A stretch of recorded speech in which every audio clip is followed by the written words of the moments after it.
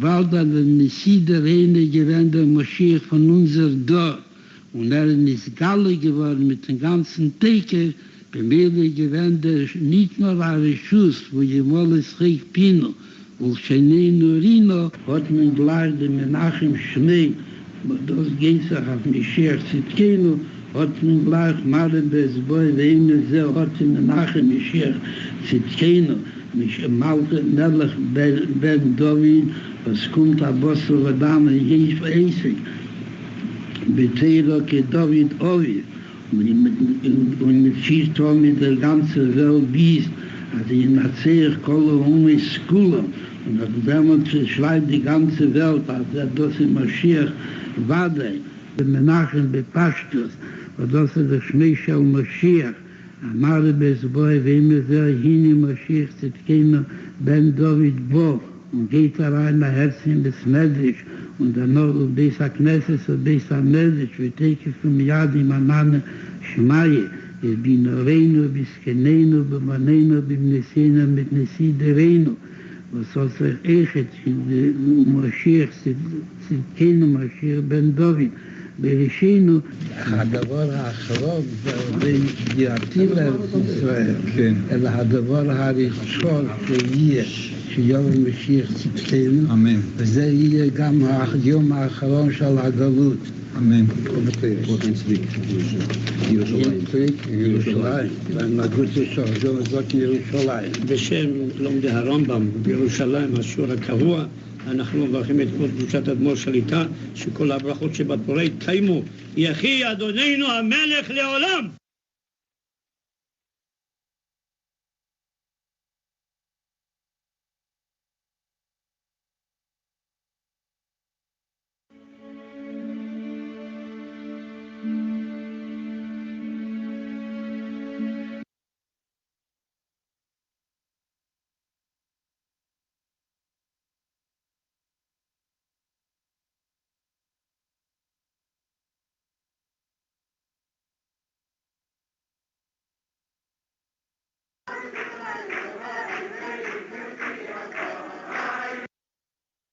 אמונו של אמור וביאת המשיח אני מאמין משיח משיח משיח משיח משיח משיח משיח משיח משיח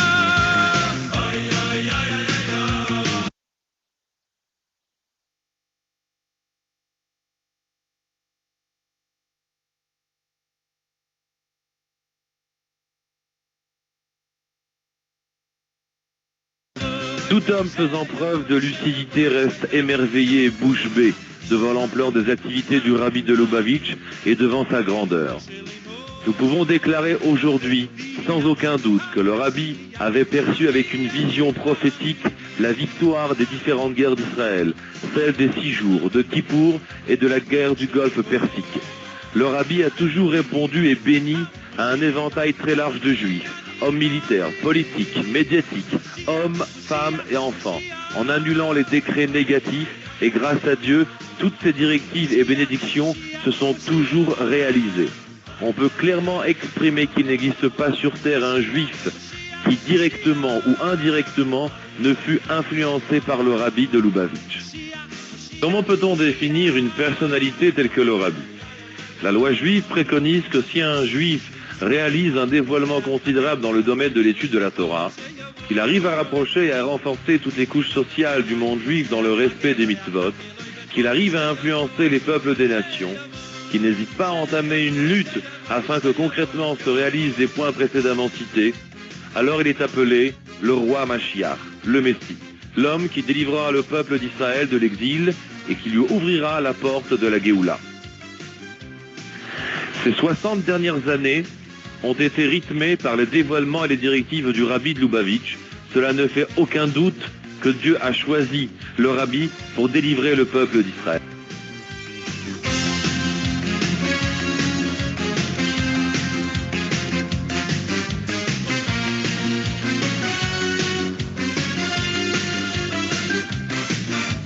אני מאמין,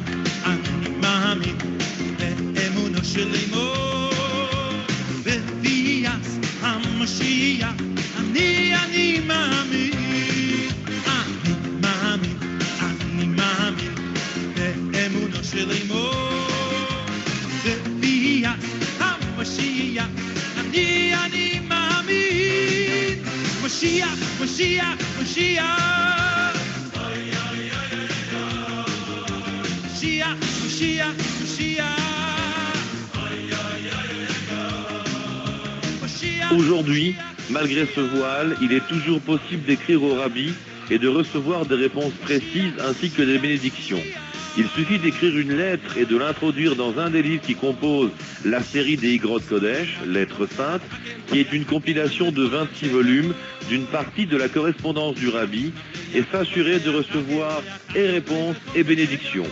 Vous aussi, vous pouvez écrire dès aujourd'hui au rabbi en composant étoile 6 770 d'Israël ou par internet www.igrot.com.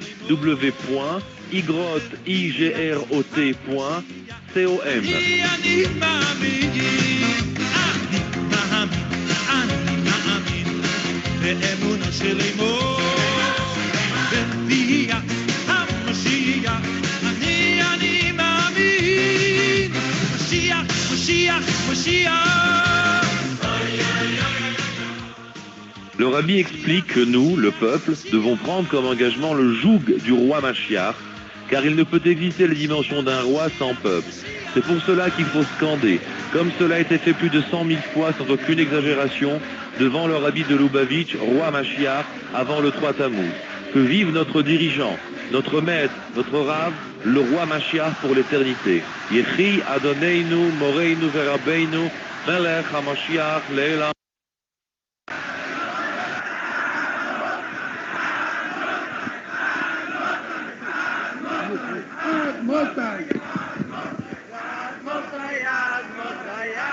Das, was unser Dor, hat der Rischus aufzumachen beim Ewigsten und mannen das mit der Twi, Alpi Schulchanarach und Alpi Hater und Alpi Mina Gisrael von Nesi Israel und noch mehr Alpi Hamina Kunossi von der Se Atzmei Tomen mannen bei jedem von dem Dor Koomur, als muss beim sein, bei Jode Hamlei Absuch Agrisha והולכו ובלדה לנוסי העדי ועשו הקהיל. Es gibt das in der Leben von Jesus und in der Leben von Yitzchak. Und wie bald das ihn am Nächten geschrien hat Mose und neben Nächten geschrien hat Mose und Kola Yom Shalifn ist geschrien hat Mose. Danach Rachman al-Islam, Chore Beis HaMikdash, heint in der Früh oder heint bei Tag, ist davon verstandig, was es darf sein, der geschehen hat Mose Yitzchak. Bekommen es nicht ein von Abschätzung, dass Allah in Teire. Als in Teire steht, nicht aber niemand bis am Mikdash beyond. Ist Kiel, Kach, Kach.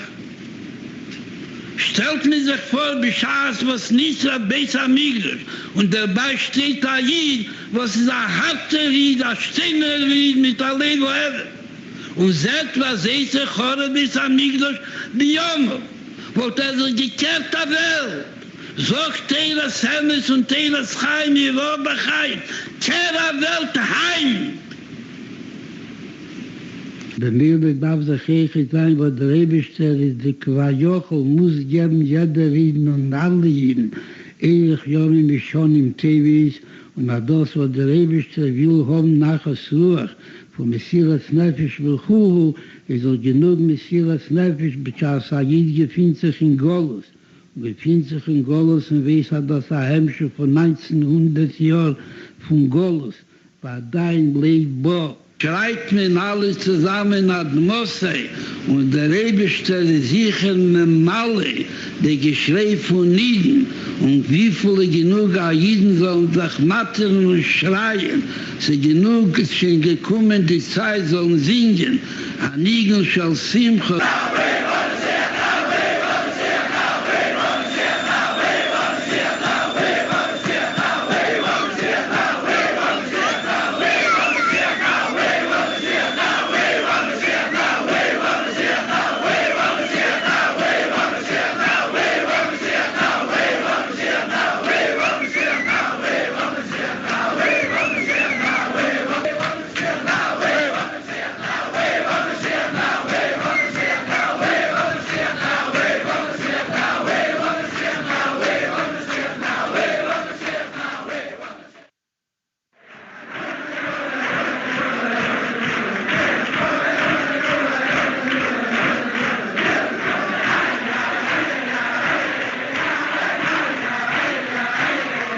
kann ich tun, gibt das Liebe wie jeder von euch und tut alles, was ihr kennt und setzt ein Robbring in Maschinen, denke von mir, ja, Mama. Der Richter ist aber am meisten, wo ich lernt Tanja, lernt Silis und lernt Mikle und tut Soko, sagt mich Spallen im Azibur.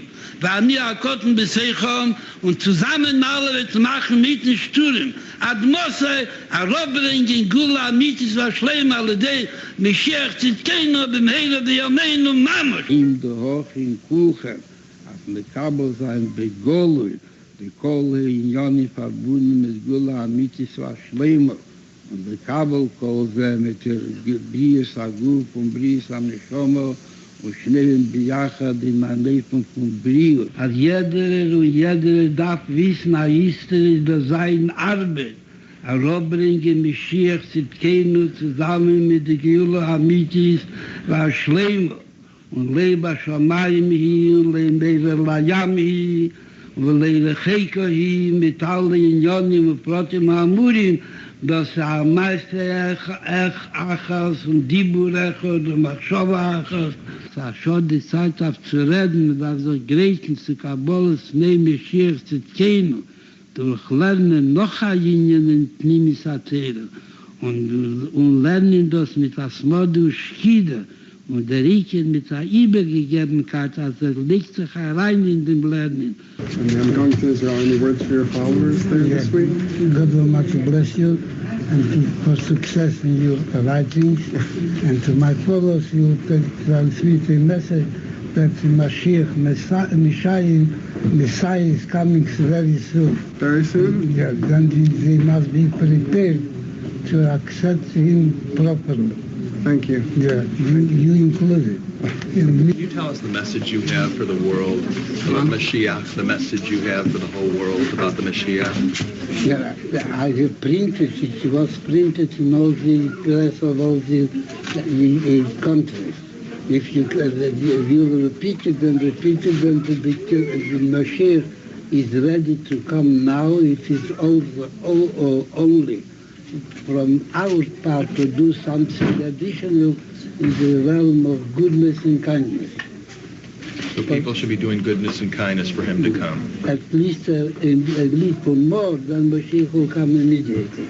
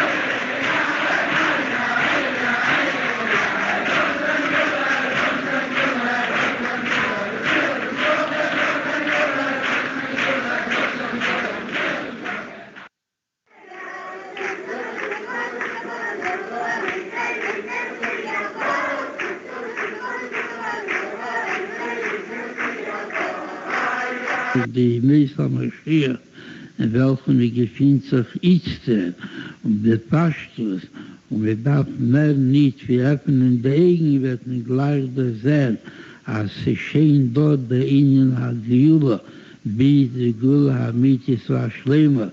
Wir darf mehr nicht wie öffnen die Augen werden das sein, dass sie seinen da echt bepasst. Wir sind mir auch gepassen geworden, hat von Yad Mamosh.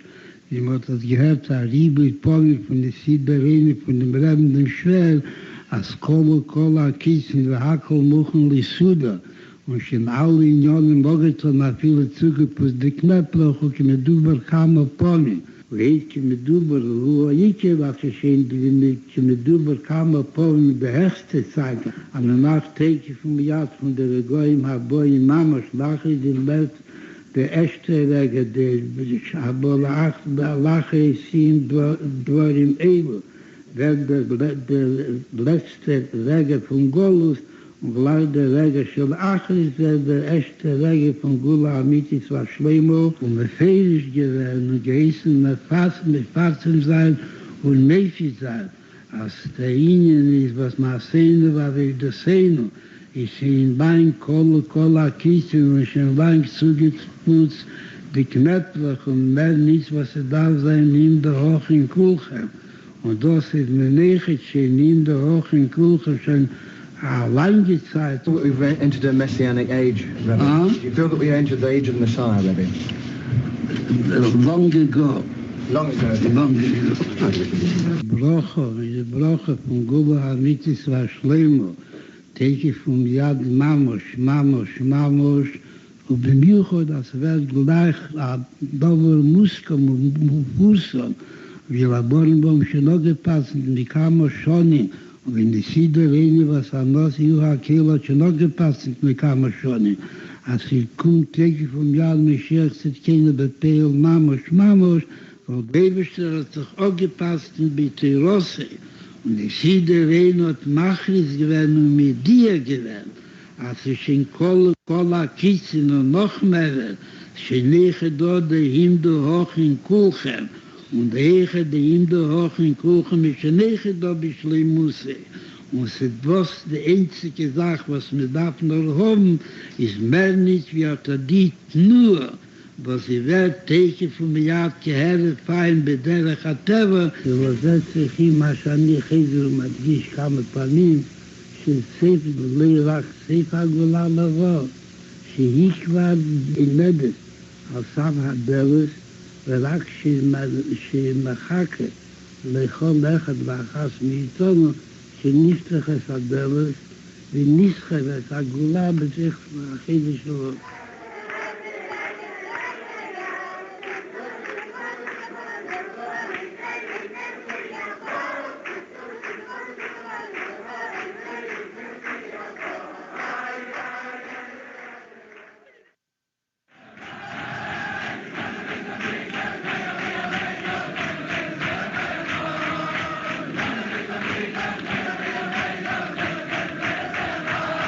וכמוזכר דווקא במוקם זה, ומגפין צריך דort מאיסטר, לשומס בגושן, ומזכת ממשיך הפתקף ומיד, ודא הקיצר ולנו נשך נופן נשיא דרינו בראשון, ונשיא דרינו בראשנו, וסרד תקף ומיד אין דם חוצה, וסן חוצי כדור התחתן, וני דort גוון דריני פומטן תירו, Ich darf mit Zadru, was nicht dort gewinnt, der Linie von Matentero, der Fahre darf gedorten.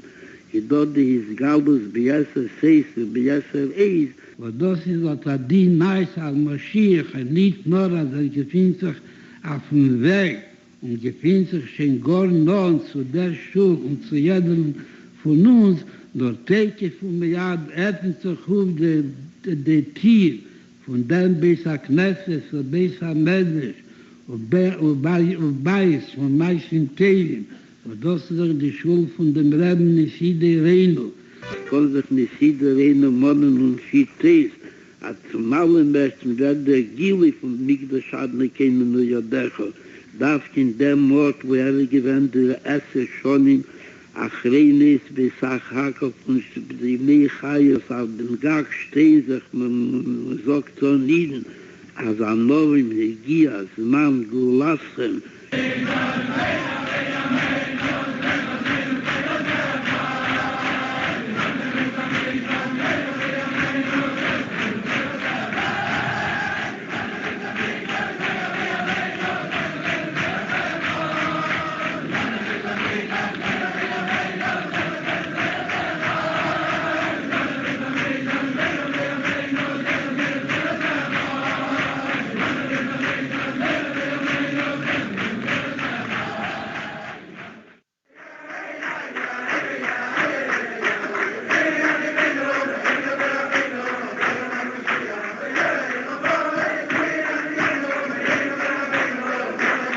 Weil dann der Neside Reine gewinnt der Moscheech von unser Dorf und ist Galle geworden mit dem ganzen Teke, bei mir gewinnt der nicht nur ein Schuss, wo jemals Reich Pino und Schenei Norino hat gleich den Menachem Schnee, aber das geht sich auf Moscheech Zitkenu hat man gleich mal Besboi, wenn er hat Menachem Mashiach Zitkenu, nicht Malte Melech Ben David, was kommt Abosser Vadame, Jeff Eisig, Beteiro ke David Ovi, und mit Schießtor mit der ganzen Welt wies, also in Nazeer Kolo Skula, und damals schreibt die ganze Welt, als das in Mashiach Wadei, Menachem Bepashtus, und das ist der Schmei Shel Mashiach, Amare Besboi, wem er hini Mashiach Zitkenu Ben David Bo, und geht rein nach Herzen des Medrisch,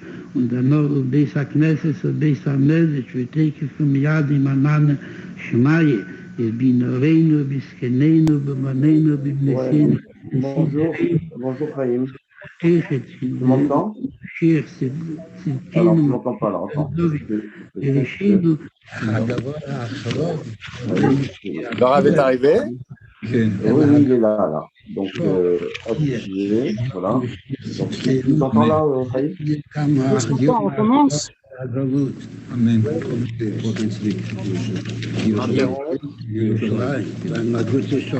C'est bon là, je pense. Hein.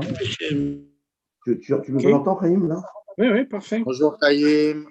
Ok, je te mets en vidéo vedette. C'est bon? Oui, ça y est, c'est fait. C'est bon. C'est parfait. Donc, ça passe sur Facebook aussi, hein, d'accord. Parfait. Alors, donc on va reprendre notre étude du Tanya. On va commencer ce soir le chapitre 6. Donc, page Yud. V'ine ze leumat ze asa Elokim. Dieu les fit l'un face à l'autre. Qu'est-ce que ça veut dire? Ça veut dire qu'on a étudié en détail jusqu'à maintenant ce qu'était l'âme divine, la parcelle de Dieu que chacun possède en lui, qui fait fonctionner sa personnalité.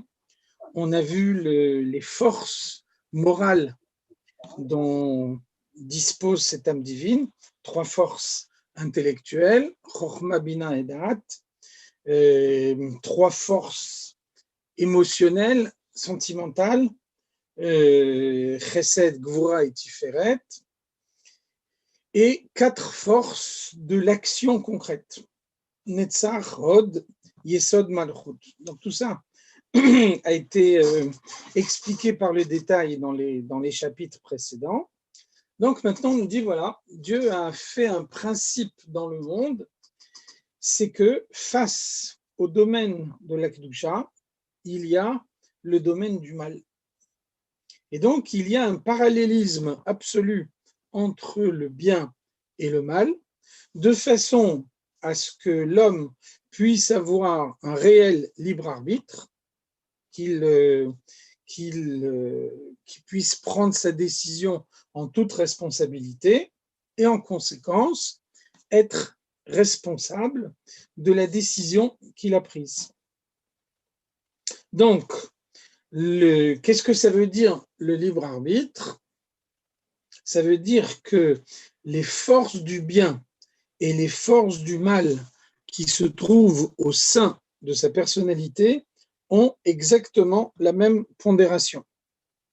C'est la raison pour laquelle, quand un homme prend sa décision, décide de bien agir ou il décide de mal agir, alors il le fait en tout état de cause, sans subir aucune pression, et c'est pour ça qu'il peut porter la conséquence de la décision qu'il a prise, être puni si c'est une mauvaise décision, être récompensé si c'est une bonne décision.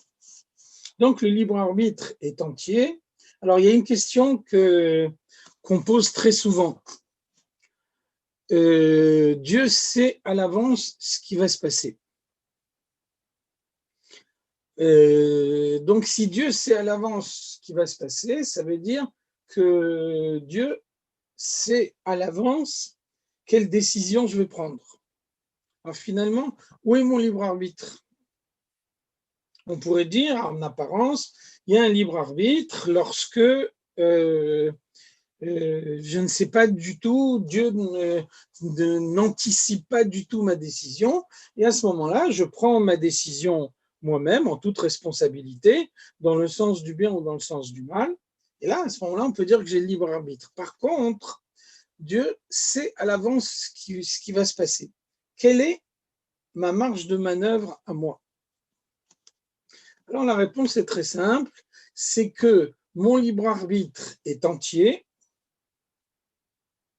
parce que le fait que Dieu sait à l'avance ce qui va se passer, ça n'exerce sur moi aucune pression. Un exemple, une image qui nous permet d'illustrer tout ça. Un homme roule à 200 à l'heure sur une route qui se termine par un ravin. Ça veut dire que cet homme-là, il y a un moment où il peut encore freiner, et puis il y a un moment où c'est trop tard. Il ne peut plus freiner. Maintenant, imaginez un deuxième homme qui se trouve sur un hélicoptère qui est au-dessus de la route. Alors, celui qui est dans l'hélicoptère, il a une visibilité meilleure que le conducteur de la voiture. Et donc, il sait mieux que le conducteur de la voiture jusqu'à quand il lui est possible de freiner et à partir de quand c'est trop tard pour freiner. Alors, est-ce que on va dire que le conducteur de la voiture, quand il prend la décision de freiner ou de ne pas freiner, est-ce qu'on va dire qu'il est influencé dans sa décision par le fait qu'il y a quelqu'un là-haut dans l'hélicoptère qui a une meilleure visibilité que lui et qui peut savoir mieux que lui quelle est la conséquence de sa décision? C'est évident que non. Vous voyez bien que quand le conducteur de la voiture prend la décision de freiner, il la prend en tout état de cause sans subir aucune pression. Donc là, on a une idée importante qui va à l'encontre d'une idée reçue qui est fausse. Hein. On dit souvent, si Dieu sait à l'avance ce que je vais décider, ça veut dire que je n'ai pas réellement le libre arbitre. Cette affirmation est fausse.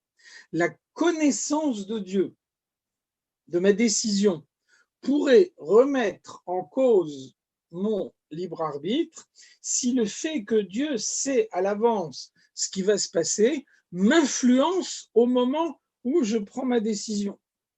Mais comme au moment où je prends la décision, je ne suis pas du tout influencé par la connaissance de Dieu, ça veut dire que mon libre arbitre est entier. Et ça veut dire même encore plus que ça veut dire que Dieu peut mettre le monde d'aujourd'hui en conformité avec une décision que je prendrai demain.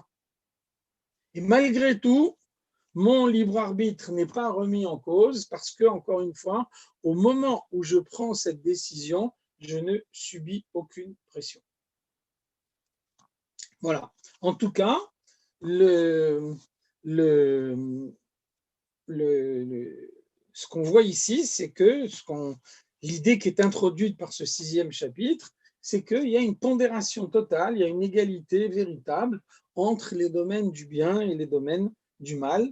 Et c'est pour ça qu'on peut dire que le libre arbitre de l'homme est entier. Autre point également, qu'on a déjà vu, mais qui est également un point important, la Chassidoute nous explique que l'âme animale de l'homme, celle qu'on va définir maintenant, entre en l'homme depuis l'instant de sa naissance. Le verset de la Torah nous dit « Ki yetzer lev à Adam ra min urav ». Le penchant du cœur de l'homme est mauvais depuis son enfance, depuis qu'il est petit. Et donc, on voit que les Chachamim font une dracha de ce passage qui constate que Nahar, ça veut dire un jeune enfant, et Lenaer, ça veut dire bouger. Et donc, qu'est-ce que ça veut dire min urav, depuis qu'il est tout petit? C'est Mi shenin'ar latset mime e imo. À partir du moment où il commence à bouger pour sortir du ventre de sa mère. C'est à ce moment-là que le mauvais penchant et l'âme animale entrent en lui. Inversement, l'âme divine et le bon penchant n'entrent en lui, ou en tout cas, ils sont désignés d'emblée, mais ils sont effectifs dans sa personnalité uniquement à partir de la bar mitzvah, 13 ans chez un garçon, la bat mitzvah, 12 ans chez une fille. Donc là aussi, on a l'impression d'un déséquilibre. Pourquoi le Yetzer Tov et le Yetzer Hara ne s'introduisent pas tous les deux en même temps dans la personnalité de l'homme? Pourquoi il y a ce décalage de 12 ou 13 ans? Pourquoi est-ce qu'on ne peut pas dire que pendant les premières années, jusqu'à 12 ans ou 13 ans, un enfant n'a ni Yetzer Tov ni Yetzer Hara, et puis ensuite, le jour de sa bar mitzvah, les deux entrent en lui en même temps, et là, il a le libre arbitre. Donc, la réponse, c'est que les Chachamim nous disent que Meruba Mida Tova Yoter Mimidat Apuranut. L'attribut du bien est plus puissant que l'attribut du malheur.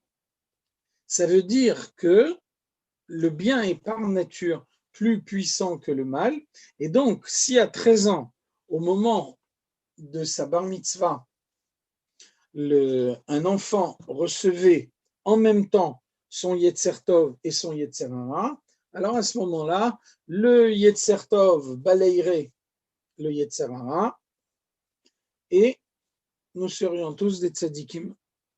Donc là, il n'y aurait pas de libre arbitre.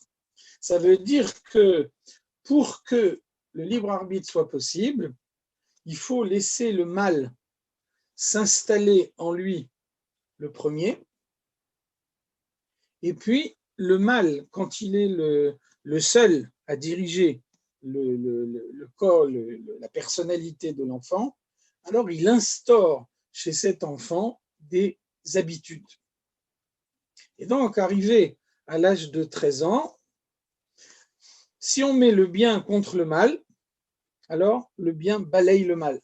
Par contre, si on met le bien contre le mal plus les habitudes, alors là, c'est équilibré. Là, il y a réellement un libre arbitre. Et donc, c'est le but du chinour. Pourquoi on donne une éducation à un enfant? De façon à lui faire acquérir des bonnes habitudes qui vont contrebalancer les mauvaises habitudes qu'il reçoit de son Yetzer Hara. Alors, un dernier point d'introduction avant de rentrer sur ce sujet, donc, qui est consacré à l'âme animale, donc ce chapitre 6. Qu'est-ce que c'est la différence entre l'âme animale et le mauvais penchant? Nefesh Bahamit et Yetzer Hara. Comment est-ce qu'on peut distinguer les deux notions? Le Yetzer Hara, c'est ce qui incite l'homme à faire le mal.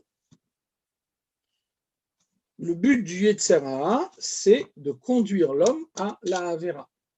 Ça veut dire qu'il n'y a aucune possibilité d'apporter l'élévation au Yetzer Hara.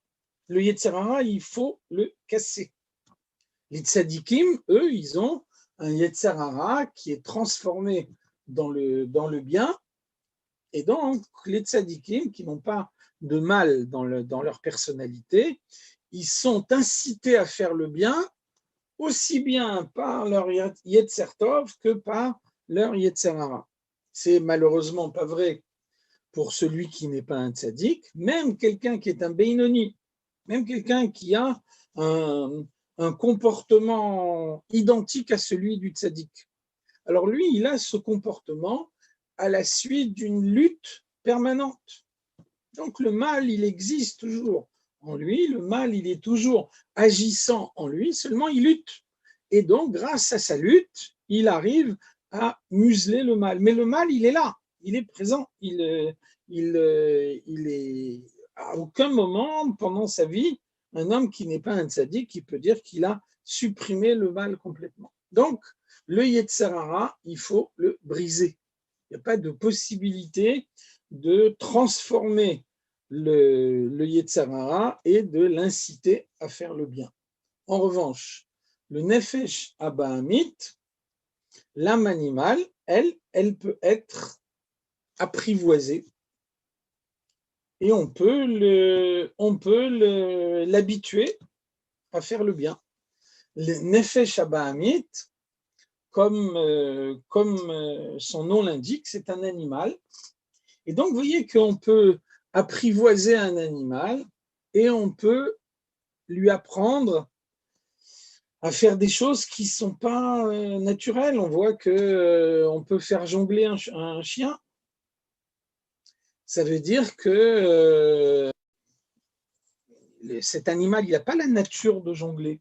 Mais à force d'entraînement, on arrive à lui faire faire des choses que par nature, il n'est pas capable de faire. L'âme animale, c'est pareil. Par nature, l'âme animale, elle est animale, donc elle est attirée par le monde, elle est attirée par les plaisirs du monde. Ça, c'est pour elle une attirance naturelle. Donc, il faut arriver à l'apprivoiser, il faut arriver à la dompter et il faut arriver à lui apprendre à faire le bien. Et donc, à ce moment-là, l'âme animale d'un juif qui vient de Klipat Noga, qui a du bien en lui. Alors, l'âme animale d'un juif peut se transformer et inciter ce juif à faire le bien. Donc, vous voyez la différence fondamentale. Le Yetzer Hara n'a aucune élévation possible et il n'y a pas d'autre moyen que de le briser. L'âme animale peut et doit être élevée. Un homme doit faire en sorte de maîtriser son âme animale jusqu'à ne plus avoir envie des plaisirs du monde et au contraire avoir envie du service de Dieu. Donc voilà les quelques idées préalables qu'il faut conserver en tête. Et donc maintenant on peut commencer l'étude de ce chapitre 6. Dieu a fait que l'un soit face à l'autre et ça veut dire qu'on peut retrouver dans le domaine du mal l'équivalent de tout ce qui existe dans le domaine du bien.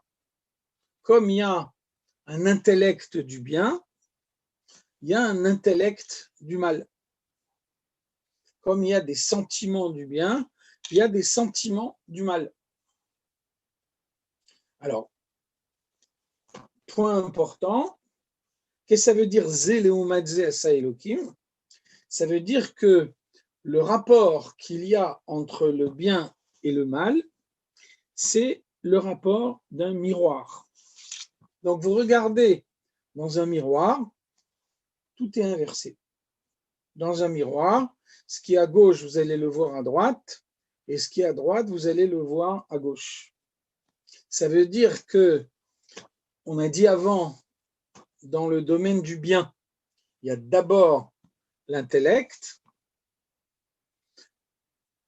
et ensuite, une fois qu'on a bien compris une idée, alors cette idée donne naissance à un sentiment. Dans le domaine du mal, c'est l'inverse. Il y a d'abord un sentiment et ensuite, le sentiment va donner naissance à une compréhension. C'est-à-dire que vous faites une avéra, jamais le Yetzer Hara ne vient vous voir en vous disant « je vais te faire une démonstration intellectuelle qu'il faut faire la avéra ». D'abord, il aura du mal à trouver les arguments et ensuite, il aura du mal à vous convaincre. Donc finalement, quelle est la démarche du Yetzer Hara? Le Yetzer Hara, il dit « si tu fais cette avéra, tu vas passer un bon moment ». Vous voyez bien que ce n'est pas du tout une démarche intellectuelle, c'est une démarche émotionnelle, c'est une démarche sentimentale. tu vas passer un bon moment. Donc voilà, passe un bon moment, puis après, par la suite, on va réfléchir aux conséquences que ça peut avoir. Mais dans un premier temps, ne réfléchis pas aux conséquences que ça va avoir par la suite. Réfléchis uniquement à court terme. Si maintenant tu fais ça, ça va te faire plaisir, tu vas passer un bon moment, alors fais-le. Et donc, ça veut dire que la démarche du mal, qui est donc inversée par rapport à la démarche du bien, c'est de mettre en avant le sentiment par rapport à la compréhension. Ensuite, une fois que le sentiment a conduit à la faute, alors c'est là qu'intervient l'intellect. Et l'intellect, il peut intervenir de deux façons opposées. Je parle bien ici d'intellect du mal, intellect de l'âme animale. Après qu'on ait fait la Avera, alors l'âme animale, elle peut très bien préparer la Avera suivante en disant finalement, ce que tu as fait, c'est pas si grave que ça. C'est vrai, il y a telle Avera, mais il y a quand même telle autre mitzvah que tu as fait à côté. Donc voilà, peut-être qu'on peut dire que la mitzvah, elle rattrape la Avera. On n'a jamais vu dans la Kedusha que ce principe qu'une mitzvah pourrait rattraper une Avera. Ça n'existe pas. Mais le Yetzer Hara, il peut arriver à faire croire ça à un homme. Voilà, regarde toutes les mitzvot que tu fais. Donc une Avera, une fois de temps en temps, c'est pas si grave. Inversement, le Yetzer Hara, il peut avoir une autre tactique et il peut dire ce que tu as fait, c'est très grave. Tu n'arriveras jamais à t'en sortir, tu n'arriveras jamais à te relever. Donc voilà, laisse tout tomber. Ce n'est pas la peine de faire des efforts, puisque après que tu aies fait une chose pareille, c'est terminé. Maintenant, tu ne pourras plus jamais le rattraper. Ce n'est pas possible. Donc c'est important de le savoir. Il y a des fois où le regret, il peut émaner des forces du mal. Il y a un verset dans Michelet qui dit « Nofet titofna sifte zara » les lèvres de l'étrangère sont agréables « Ve'acharita mara kelaana » Et après coup, une fois qu'elle retire les lèvres, elle laisse un goût amer comme de l'absinthe. Qu'est-ce que ça veut dire? Ça veut dire que le même Yetzer Hara qu'au moment où on fait la Avera, il explique que ce n'est pas si grave et qu'on va passer un bon moment et que c'est ça ce qui compte. Ce même Yetzer Hara, il va après coup donner un goût amer, accentuer la gravité de la Avera pour conduire l'homme au désespoir, empêcher sa tchouva. Donc ça veut dire qu'il peut y avoir un regret qui fait partie de la tchouva et il peut y avoir un regret qui vient des forces du mal. On voit que la Gemara nous dit Posh'e Israël mle'im charatot. Posh'e Israël, Poshea, ça veut dire un rachat qui agit en conscience. Il veut se révolter contre Dieu, il veut mal agir, il veut faire des avérotes. Et donc, Posh'e Israël, ces juifs-là, ces Rechaïm, nous dit la Gemara, mle'im charatot. Ils sont pleins de regrets. Non seulement ils regrettent, mais ils sont pleins de regrets. Donc, a priori, c'est surprenant, c'est paradoxal. Il fait une avéra et il regrette. Pourquoi on l'appelle Poshea? En quoi il est rachat? Puisque il regrette la avéra qu'il a fait. Alors, le critère est très simple. Comment est-ce qu'on peut savoir si un regret de la faute émane des forces du mal ou des forces du bien? Le regret qui émane des forces du bien, il va permettre d'écarter la avéra suivante.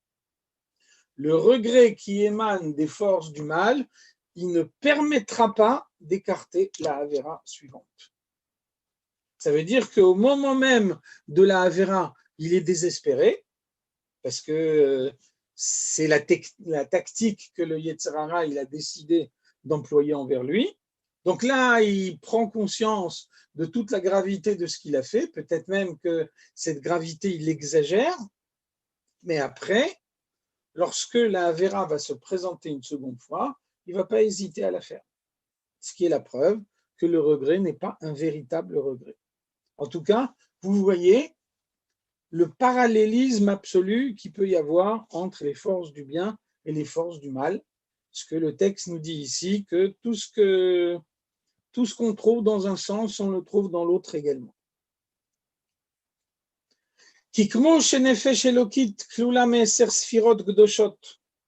De même que l'âme divine a en elle 10 sphirotes de la sainteté.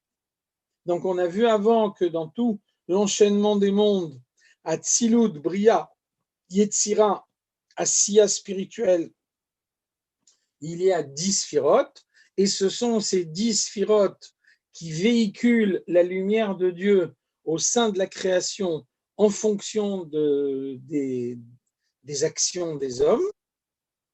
Alors, quand on arrive dans le monde matériel, les 10 sphirotes sont remplacés par les 10 forces de l'âme divine, les forces de l'intellect, les forces du sentiment et les forces de l'action concrète.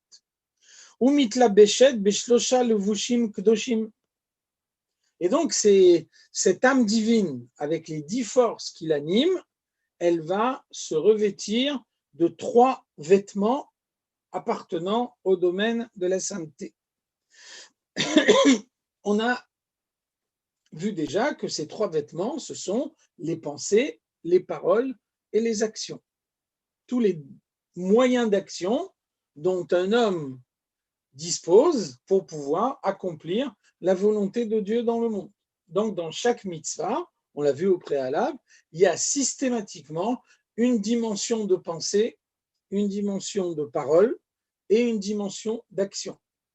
Donc, la pensée, c'est par exemple la kavana, il faut essayer d'accomplir la mitzvah avec la plus grande ferveur possible. La parole, il y a des mitzvot de la parole, comme le Birkat Hamazon, mais même dans une mitzvah de l'action, comme mettre les tefilines, on peut dire la bracha, on peut commenter les lois des tefilines, donc on a recours également à la parole. Et ensuite, il y a l'action concrète de la mitzvah. Et donc, une neshama doit descendre dans le monde autant de fois que c'est nécessaire pour pouvoir accomplir la totalité des 613 mitzvot par la pensée, par la parole et par l'action. Donc ça, c'est ce qui existe au sein de l'âme animale, de l'âme divine, pardon. C'est le résumé donc en 3 lignes de tout ce qu'on a vu dans les chapitres précédents. Et donc, kach hanefesh desitra achra. C'est valable également pour l'âme qui vient de l'autre côté, c'est-à-dire mes klipat noga. On a déjà vu la différence entre klipat noga, la force du mal, qui peut recevoir l'élévation, et klipot atmeot, les 3 forces du mal qui sont totalement impures et qu'il est impossible d'élever. Et donc, cette âme animale, amelu beshet bedam haadam, elle se trouve dans le sang de l'homme, et donc le bouillonnement du sang, la chaleur du sang atteste de la présence de l'âme animale dans le corps. Donc de la même façon que l'âme divine, elle est dans le corps entier, il faut que chaque membre du corps reçoive sa vitalité de l'âme divine. De même également, l'âme animale, elle nourrit tous les membres du corps, et c'est le sang, c'est la circulation du sang dans tout l'organisme qui véhicule la vitalité de l'âme animale à chacun des membres. Attention, je répète, l'âme animale par elle-même, elle n'est pas foncièrement mauvaise.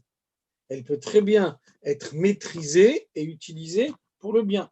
Ça veut dire que la vitalité qu'elle apporte aux membres du corps est une vitalité nécessaire.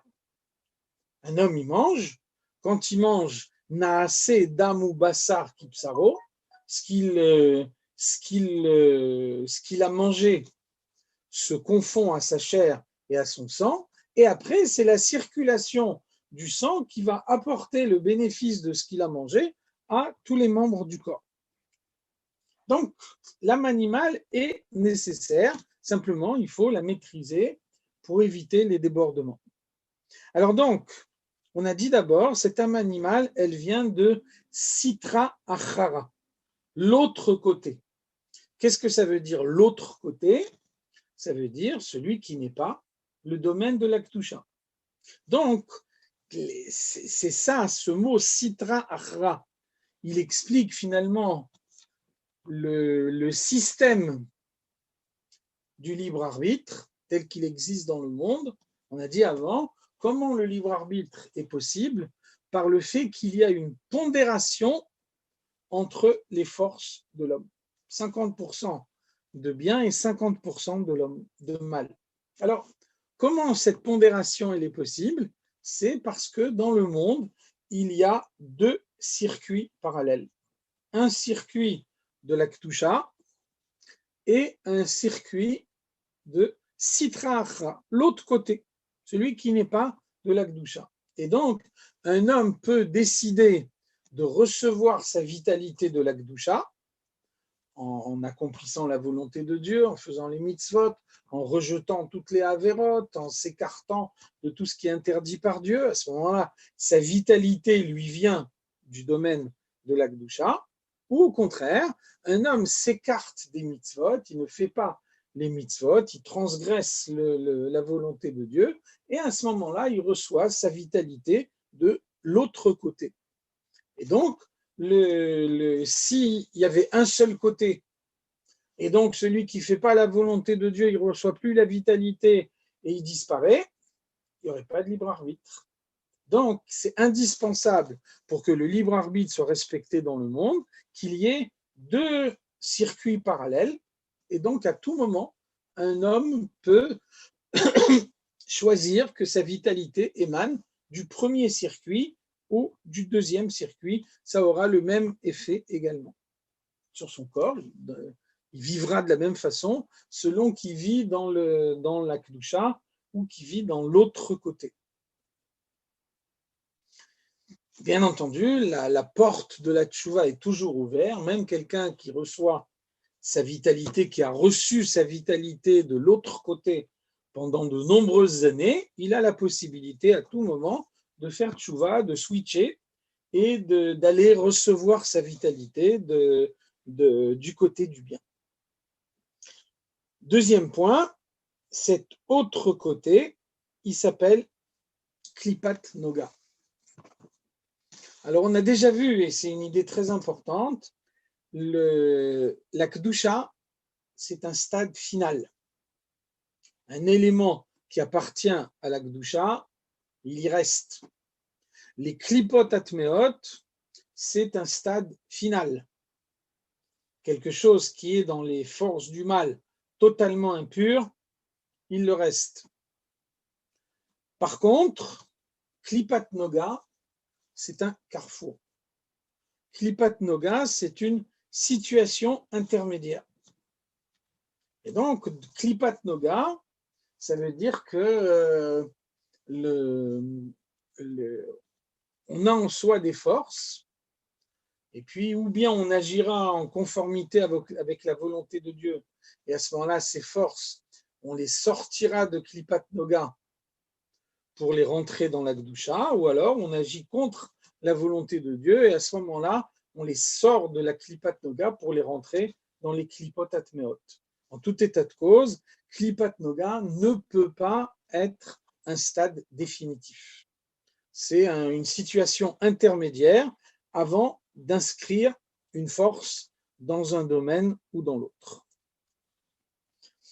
Donc, cette âme de la Klippa, elle se trouve dans le sang de l'homme, c'est le sang de l'homme qui la véhicule dans tout son corps. Et donc, Chlula, mais Esser Kitrin de Masabuta. Cette âme animale, cette âme des forces du mal, elle a en elle 10 couronnes d'impureté. Donc, c'est l'équivalent des 10 sphirotes. Alors, première question évidente, pourquoi est-ce que les sphirotes du domaine du mal, on les appelle des couronnes? Donc, là aussi, la réponse est très simple. Qu'est-ce que c'est une couronne? Une couronne, c'est ce qui se met au-dessus de la tête, pas à l'intérieur de la tête. Une couronne, elle est superficielle. Donc, on a vu avant, on a comparé la Torah à un aliment. Un aliment, c'est quelque chose qui rentre à l'intérieur du corps et qui se confond à la chair et au sang. C'est quelque chose de profond. Tout ce qui est lié au domaine de la Kedusha est profond. Inversement, le domaine du mal ne connaît pas la profondeur. Donc, dans le domaine du mal, tout est superficiel. Eh bien, on a dit avant, la technique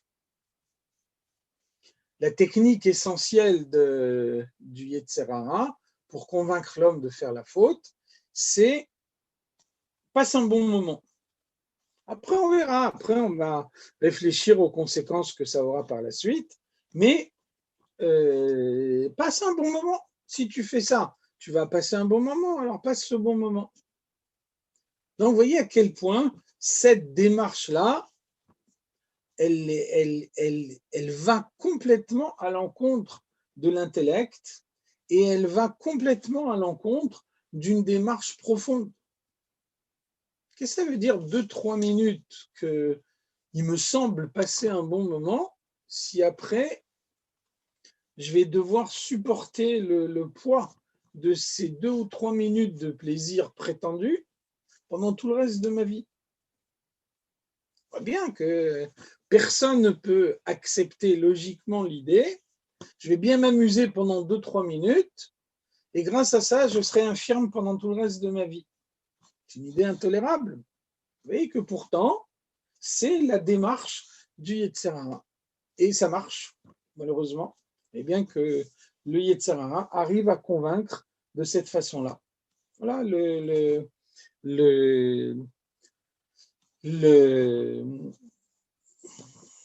on va passer un bon moment, on va faire quelque chose d'agréable, puis après, on aura le temps de réfléchir aux conséquences par la suite.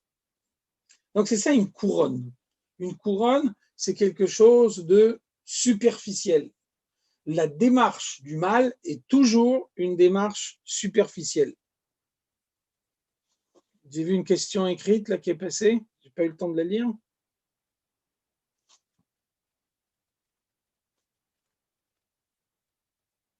L'argument qui s'oppose qu'on peut opposer au Yetzer Hara, très simplement, puisque l'argument du Yetzer Hara, c'est la superficialité, donc on lui répond par la profondeur. On lui répond que c'est insensé d'imaginer que 2-3 minutes de plaisir pourraient contrebalancer une souffrance pour tout le reste de la vie. On voit que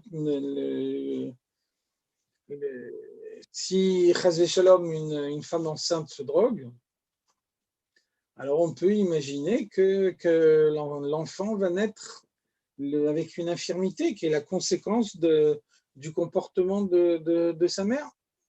Alors comment c'est possible que la mère a eu quelques minutes de plaisir et que ça a une conséquence qui sera une infirmité sur toute la vie de l'enfant? Et pourquoi l'enfant doit payer pour quelque chose qui n'est pas responsable? C'est sa mère qui a pris la décision de ce mauvais comportement. Donc on voit que physiquement, c'est bien comme ça que ça se passe. Un comportement inadapté d'une femme enceinte peut avoir une conséquence terrible sur toute la vie de l'enfant auquel elle va donner naissance. Alors pourquoi c'est comme ça physiquement? C'est parce que c'est comme ça spirituellement. Un mauvais comportement de quelques instants peut avoir une conséquence dramatique sur la durée. Donc c'est ça l'argument, c'est ça ce qu'il faut dire, puisque le Yetzer Hara, il vient en avant avec un sentiment, avec une émotion, alors on lui répond avec un raisonnement, avec une explication intellectuelle. Shehen Sheva Midot Raot. Donc, qu'est-ce que c'est les 7 couronnes d'impureté? Donc, l'équivalent les 10 couronnes d'impureté, qui sont l'équivalent des 10 sphirotes dans le domaine du mal. Sheva Midot Raot, il y a d'abord 7 mauvais sentiments. Donc, le parallélisme avec la Kedusha est absolu. Comme dans la Kedusha, vous avez 3 sphirotes intellectuelles et 7 sphirotes de l'émotion, alors de la même façon, dans le domaine du mal, vous avez également 7 couronnes de l'émotion et 3 couronnes de l'intellect. Différence fondamentale, vous l'avez remarqué tout de suite, le Tanya, quand il s'agit du mal, nous présente comment ça se fait qu'on peut trébucher malgré tout, parce que malheureusement, le Yetzer Hara est très fort, et sans doute le Yetzer Hara, il a étudié le Tanya également, donc il sait comment il doit attaquer. Malheureusement, on n'est pas des tzadikim, donc c'est pour ça que même après avoir étudié le Tanya, on peut malheureusement trébucher. En revanche, étudier le Tanya, c'est connaître les stratagèmes de l'ennemi, connaître les stratagèmes du Yetzer Hara, et c'est sûr qu'avoir une attitude éclairée, c'est plus facile pour pouvoir le vaincre que si on ne connaît pas du tout sa tactique, sa manière d'agir. Donc, vous avez remarqué tout de suite que le Tanya nous présente d'abord les couronnes du sentiment et ensuite seulement les couronnes de l'intellect. Ça veut dire qu'on a vu avant, dans l'âme divine, on nous a présenté d'abord l'intellect et ensuite le sentiment. Donc le miroir inverse les choses et dans le domaine du mal, vous avez d'abord le sentiment et ensuite l'intellect. Ça veut dire qu'on a dit avant, jamais le Yetzer Hara ne va avoir une démarche intellectuelle. Je vais te faire un exposé intellectuel brillant qui va te démontrer qu'il faut faire la Avera. Parce que ce n'est pas possible, ça n'existe pas. On ne peut pas le démontrer intellectuellement. Donc, la seule approche que le Yetzer Hara peut avoir, c'est une approche sentimentale. Et donc, l'intellect, il vient après pour rafistoler, pour essayer de construire un raisonnement a posteriori, une fois qu'on a déjà pris la décision de faire la Avera. Vous voyez que l'intellect est jamais subjectif. L'intellect, il raisonne toujours de la manière dont on lui demande de raisonner. Un exemple très simple. On vous dit, Shimon a fait telle Avera. Shimon est un grand ami à vous. Qu'est-ce que vous allez dire? Je suis sûr qu'il n'a pas fait exprès, je suis sûr qu'il avait des circonstances atténuantes, je suis sûr qu'il ne pouvait pas faire autrement. Shimon n'est pas du tout un ami à vous. Qu'est-ce que vous allez dire? Comment il a fait ça? Mais quelle horreur! Mais comment on peut faire des choses pareilles? Donc, vous voyez que le raisonnement intellectuel, il est orienté par le sentiment qui lui donne naissance. C'est la raison pour laquelle, quand on met le sentiment avant l'intellect, à ce moment-là, on est sûr de s'écarter dans son raisonnement. Lorsque l'intellect vient avant le sentiment, à ce moment-là, l'intellect peut le raisonner de la manière qu'il faut effectivement raisonner. Dès l'instant où on place le sentiment avant l'intellect, là c'est fini. Le raisonnement est dévié. Et là, on n'a plus aucune possibilité de comprendre les choses telles qu'on doit les comprendre. Donc, vous voyez, par exemple, un enfant qui a en lui son âme animale pleinement dévoilée, mais son âme divine pas encore. Donc, vous voyez qu'un enfant a une démarche purement émotionnelle. Un enfant n'a pas d'intellect, il comprend pas, on ne peut pas lui expliquer logiquement. Tout ce qu'on peut, c'est le mettre en garde. Ne fais pas ça, sinon fais attention. Mais vous allez acheter un beau jouet à un enfant, il va aller jouer avec la boîte. La boîte, elle n'a aucune valeur par rapport au jouet, mais donc il n'a pas la valeur des choses. Si la boîte, elle a des belles couleurs, finalement, peut-être que la boîte, elle est plus intéressante que le jouet. Vous allez lui refuser un bonbon, il va se rouler par terre. Ça veut dire qu'il va avoir une réaction qui est démesurée par rapport à la valeur du bonbon.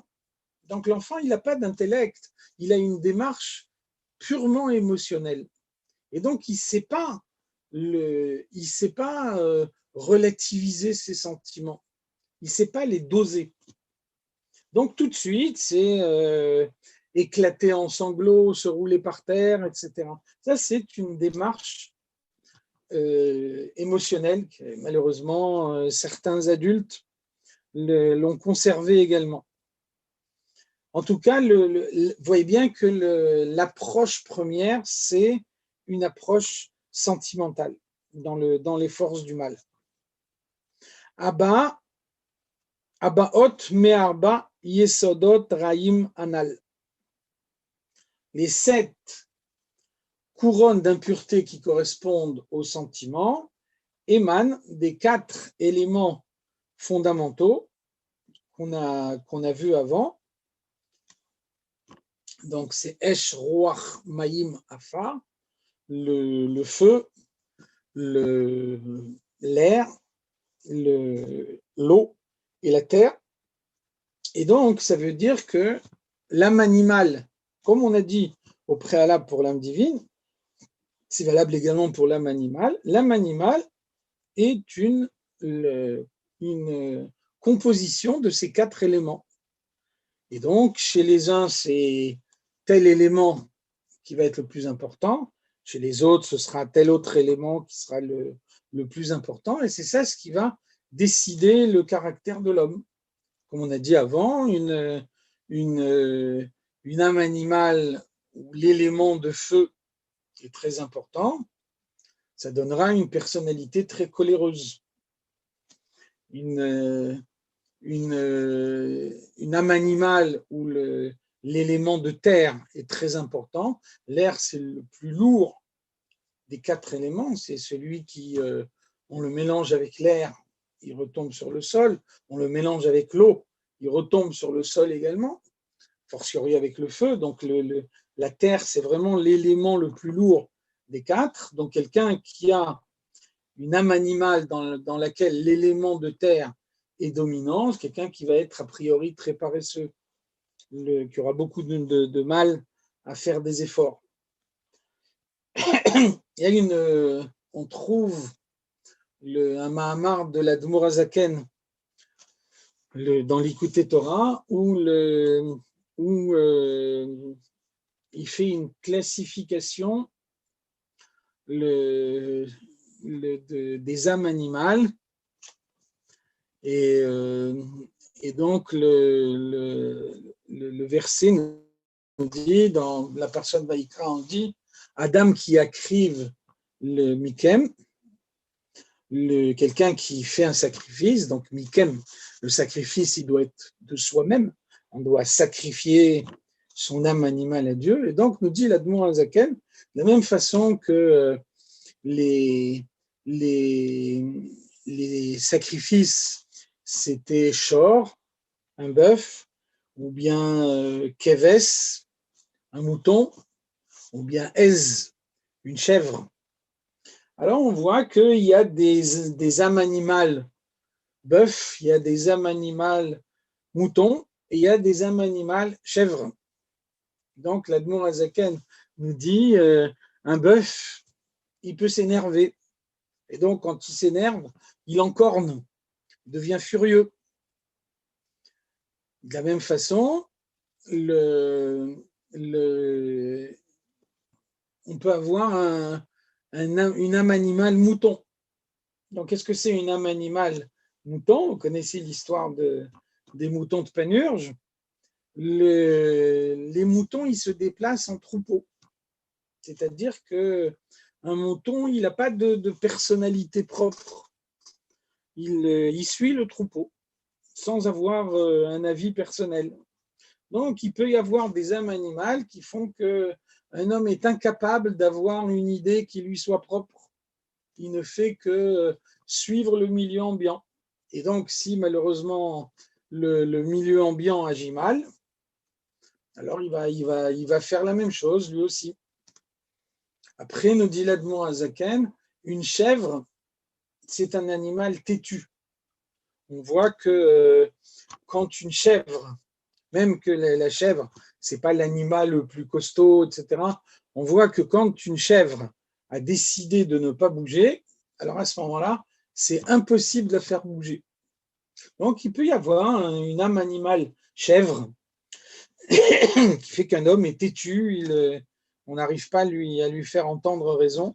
Donc, vous voyez qu'il y a des classifications d'âmes animales. On n'a pas tous les mêmes âmes animales. Chacun a, depuis sa naissance, tel caractère ou tel autre caractère qui est plus mis en avant.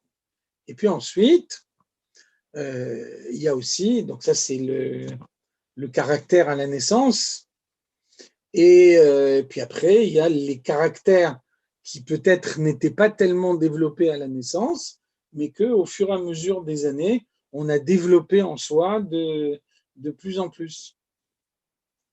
Par exemple, le rabbi précédent nous dit, on voit que dans la tfila de Rosh Hashanah, ou plutôt de Yom Kippour, on dit Al-Chet Shechatanu, Lefanecha Beyetzer Hara. Pardonne-nous les fautes que nous avons fait devant toi par le Yetzer Hara. Donc, le rabbi précédent nous dit, a priori, on ne connaît pas de fautes qu'on fait par le Yetzer Tov. A priori, toutes les fautes qu'on fait, on les fait par le Yetzer Hara. Donc, on parle ici de toutes les avérotes à la fois. Donc, qu'est-ce que ça veut dire? Al-Chet Shechatanu Lefanecha Beyetzer Hara. Pardonne-moi les fautes que j'ai fait par mon Yetzer Hara. Donc, le rabbi précédent, il propose un autre pshat, il nous dit, pardonne-nous les fautes pour lesquelles, a priori, j'avais aucun Yetzer Hara. Au moment de ma naissance, je n'étais pas du tout attiré par ces choses-là. Et puis, je me suis construit moi-même une attirance par mon âme animale à quelque chose qu'a priori, je n'étais pas attiré du tout. Après, le rabbi précédent a dit, l'exemple de ça, c'est la cigarette. On voit bien qu'un homme, au moment de sa naissance, il n'a pas un besoin naturel de fumer. Et puis après, il crée en lui ce besoin de fumer, et puis après, ça devient comme un besoin naturel, comme s'il était là depuis le début de sa naissance, et à ce moment-là, effectivement, il ne peut plus s'en passer. Donc, vous voyez que l'âme animale, elle a un potentiel génétique de départ, et puis ensuite, elle a tout ce que l'homme lui ajoute au fur et à mesure de son existence, en fonction de son vécu, en fonction de ses expériences, en fonction des domaines sur lesquels il a fait des efforts, des domaines sur lesquels il a fait moins d'efforts.